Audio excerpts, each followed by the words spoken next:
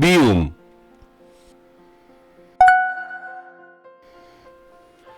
인간관계 실패의 근원. 현대는 포식의 시대라고 한다. 밖에 나가면 거대한 빌딩 사이를 고가도로가 내달린다. 현대는 인류 역사상 가장 편리하고 풍요로운 시대라고도 할 수 있다. 그러나 인간관계는 어떨까?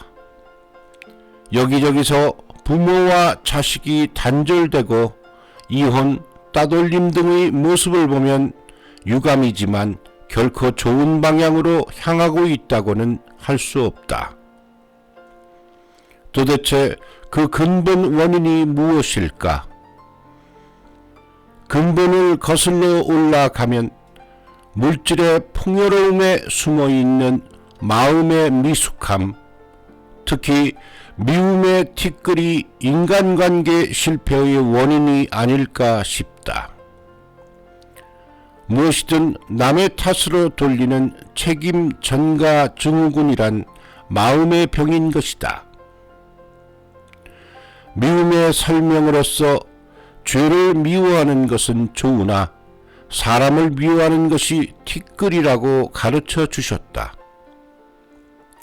나날이 생활하는 가운데 좋은 일만 있다면 아무것도 말할 필요가 없다. 그러나 기뻐할 수 없는 일도 당연히 일어난다. 안 좋은 일이 생겼을 때 상대를 나무라고 미워한다. 거기에 인간관계 실패의 원인이 있는 것이 아닐까. 하지만 서로 남을 배려하는 마음을 가지고 살아간다면 어떤 어려움도 극복해 갈 수 있을 것이다. 세상에 이름을 남긴 사람은 모두 죄는 미워하지만 사람은 미워하지 않고 큰 고난을 뛰어넘어 살 길을 개척한 사람들이다. 세균학자인 노구치 히데요는 태어난 지 얼마 안 되어 화로에 떨어져서 손에 큰 화상을 입었다. 그 때문에 친구들로부터 바보 취급을 당하고 따돌림을 당하며 자랐다. 유년 시절 수술을 받아 어느 정도 손을 쓸 수 있게 되었는데 그 기쁨과 감격은 잊을 수 없었을 것이다.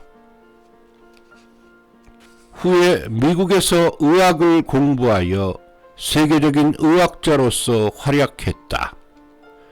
만약 큰 화상을 부모의 책임으로 돌리고 부모를 미워하며 살았다면 저 노구치 히데요는 세상에 나타나지 못했을 것이다.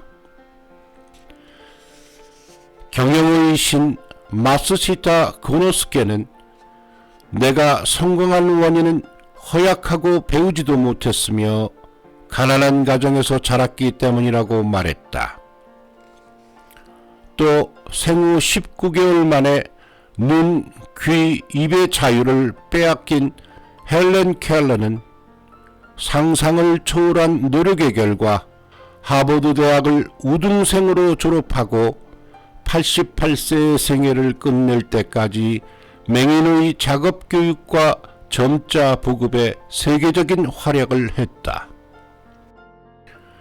힘든 일이 생겼을 때에는 이런 위인들을 떠올려 봤으면 한다.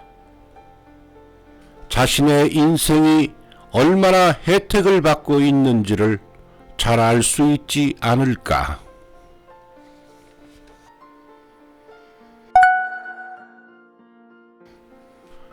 미워하면 불행, 용서하면 행복. 남을 미워하는 마음은 그것만으로 상당히 불행한 것이다.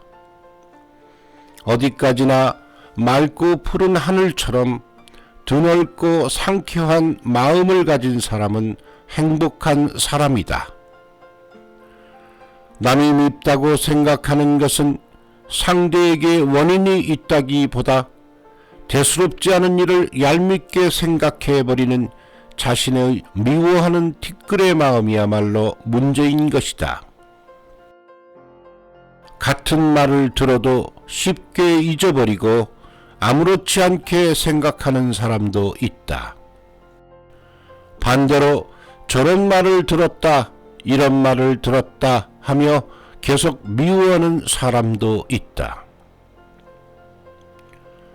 교주님께서는 남에게 나쁜 말을 들었다면 말한 사람의 뒷모습에 절하며 걸어가라고 말씀하셨다고 한다. 교주님의 말씀을 떠올리며 형식적이나마 실천을 하면 미움의 마음이 누그러져 용서하는 마음이 솟아날 것이다.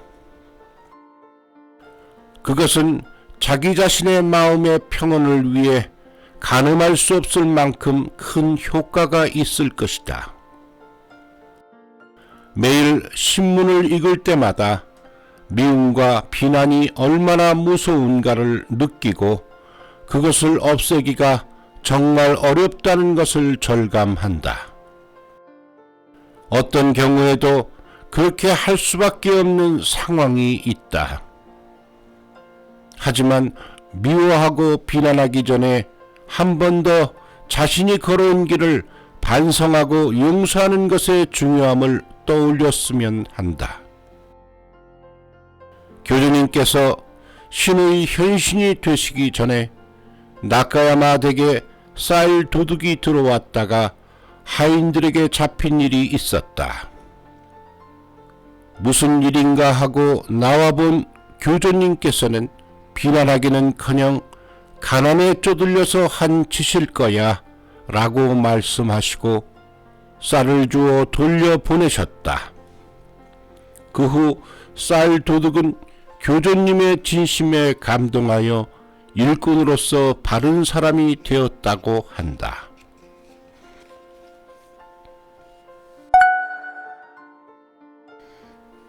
미움은 증오를, 진실은 진실을 끌어낸다. 이 길을 걸어가면서 나 자신을 되돌아볼 때 반성할 일이 수없이 많다. 내 미숙함으로 인해 이 길에서 멀어져 버린 사람도 있을 것이다. 그 사람들은 각양각색이었다. 험담만 하는 사람, 제멋대로인 사람, 자신의 잘못은 제쳐놓고 상대만 비난하는 사람, 그런 사람들에게 불쾌함을 느끼기도 했으며 정말로 곤란한 사람이라고 생각한 때도 있었다. 그러나 그 후 그러한 사람들은 거의 대부분 떠나갔다. 큰 마음으로 감싸 안고 걸어간다. 어떤 사람도 행복해지지 않으면 안 된다. 그것이 용제의 사명이다. 바보가 되어 돌봐준다. 마음속의 고민을 들어준다. 배신을 당해도 다시 찾아간다. 그런 가운데 마음이 열려 이 길에 호의를 가지게 된 분도 있다. 결국 내 마음 하나에 달려있는 것이다. 어렸을 때 노방의 돌이란 영화를 봤다. 내용은 거의 잊어버렸지만 전처의 자식이 후처에게 어머니 하고 부르는 부분에서 끝나는 영화였다. 그 장면만은 감동을 받아서인지 기억하고 있다. 끝났을 때 모두 울고 있었다. 후처에 최선을 다한 진실이 자식의 불신감, 미움을 없애버린 것에 모두가 감동했기 때문일 것이다. 지도 말씀에 자신이 단노하면 앞으로 단노, 각자 불만을 생각하면 앞으로의 불평은 얼마나 될지 모른다 라고 가르쳐 주셨다.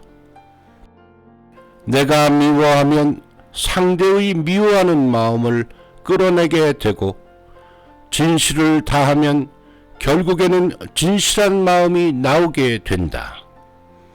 현실은 곧바로 공식대로 되지 않지만 거기에 확실한 해결의 길이 있는 것이다.